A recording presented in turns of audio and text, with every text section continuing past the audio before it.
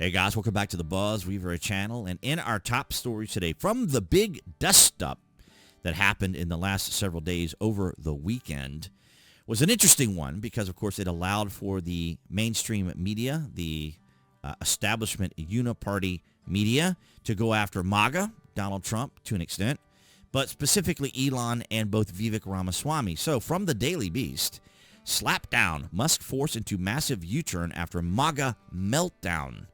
The Tesla founder seems to have realized the error of his ways and is attempting an image cleanse. Fascinating. Elon Musk is now trying to patch up a gaping chasm in the MAGA world in a bid to survive intense blowback to his immigration position after a whirlwind week where President-elect Donald Trump's Doge co-chief agreed with a post that called Americans too retarded to exclusively fill the U.S. tech workforce and urges detractors to take a big step back and F yourselves in the face. He has decided to simmer down slightly. And, of course, this argument, this fight is over H1-B. So as we see here from Stephen Mackey, stop trying to optimize something that shouldn't exist.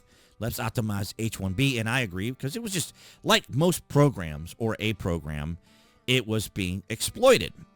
Like things can be, right? So the H1-B is basically a visa that allows for individuals who have bachelor's degrees, who are highly skilled, to come to the United States. It is limited to 65,000 individuals per year, which is, 65,000 is, not a lot of individuals. But what was happening, of course, is it was being abused. And these individuals were coming over here, I guess, kind of in a generic similarity.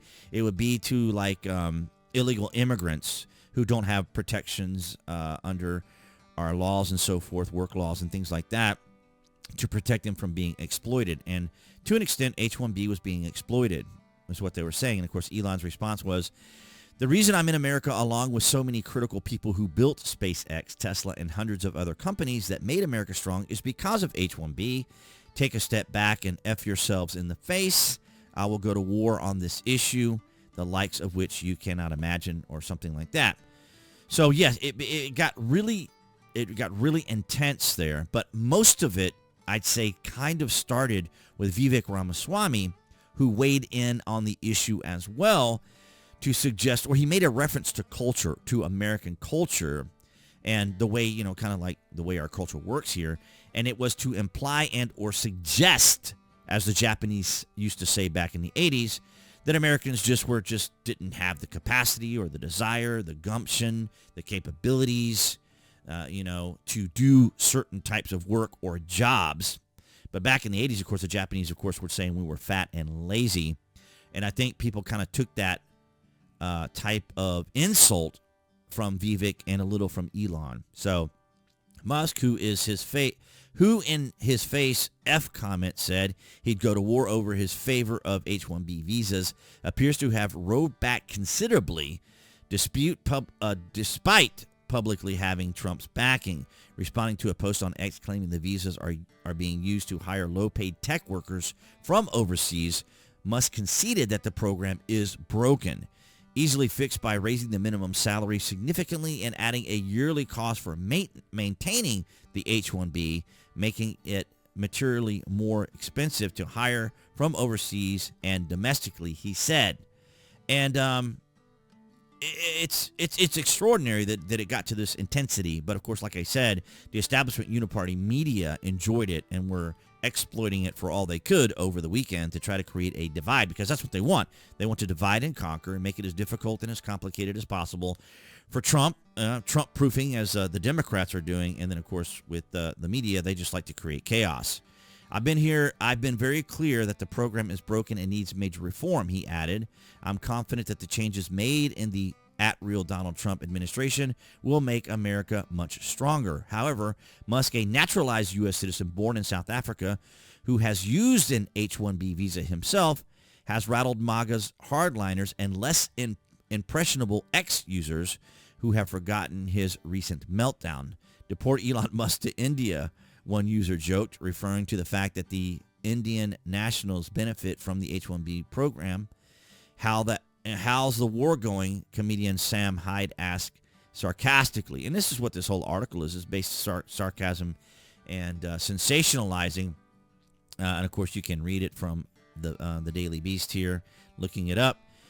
But as 𝐀𝐦𝐚 says here, 55% of billion-dollar tech companies were started by immigrants. And to an extent, they were suggesting that some of the companies that were, or some of these companies run by Indians from India, were hiring their fellow countrymen, former countrymen, to work here and kind of exploiting them. Google, Intel, Tesla were all founded or built by immigrants. Sundar Pichai is Indian, who runs Google, the CEO. To employ 400,000 plus people collectively, percentages of workers allowed to be H-1B is effectively capped at 15% for big tech companies, 65,000 per year. The other 85% is Americans, so it's not excluding Americans, obviously.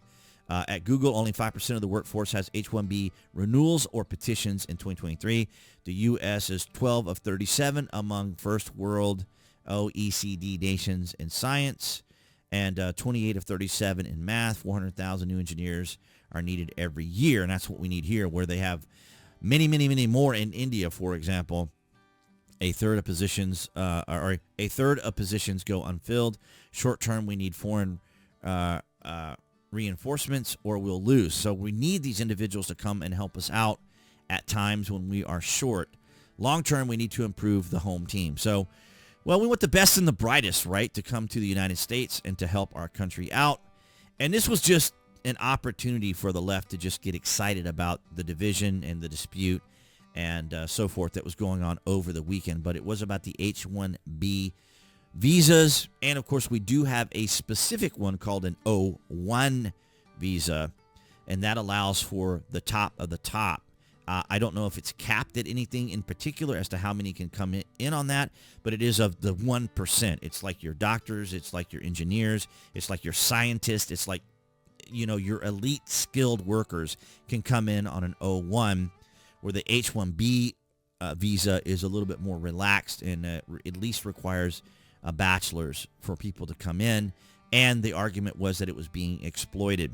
So if you were wondering what all the big huff was about H-1B, that was typically it. It was more that the argument was going on X, as we are right here. So if you haven't already, of course, you can follow me on X. And additionally, the other affiliate links that I have down below, of course, does help out the channel. But yeah, so that's if you're hearing about the H-1B, this is what it really was about. The media, of course, had to try to make it out to be something more, as in a division, a rift, a chasm, if you will, between MAGA and Elon and Vivek Ramaswamy, which wasn't mentioned in this article. I didn't even look to see if they even mentioned Vivek. But, yeah, here he is right here, because Vivek was saying something about culture here. In response, one user words, "Bro, you spent Christmas calling Americans subhuman retards and declaring you would purge all MAGA loyalists from the American First movement that you bought 6 months ago because we were racist and not letting you import millions of Indians." So, again, they're sensationalizing and exaggerating what he said, and or both what Vivek and Elon were saying, to suggest that Americans weren't capable or competent enough. And, of course, and it was just a leveraging point for them to say that. And so I just found it kind of amusing and fascinating that all that was going down. So for all of those curious about what's going on over the weekend, that's what that was basically all about, H-1B visas. But I want to thank all you guys across New Tech, that's BitChute, Rumble, and Odyssey, for your guys' continued support.